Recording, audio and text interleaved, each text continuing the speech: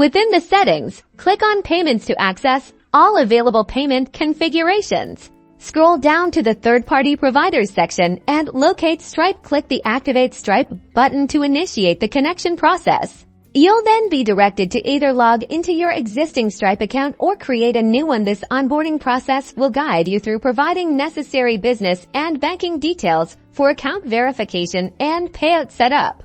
Upon successful connection and verification, Stripe will be set as your primary payment gateway. You have the option to disable Shopify payments if you wish to operate exclusively with Stripe, or maintain both for diversified payment options. Optimize your payment experience by exploring Stripe's customization settings. Enable features like 3D Secure for enhanced transaction security and tailor your brand's appearance on the checkout page. Maintaining an active SSL certificate is vital for secure, encrypted transactions. With Stripe seamlessly integrated, your Shopify store is now equipped for secure, efficient, and worldwide payment processing, ultimately enhancing customer trust and maximizing your sales potential.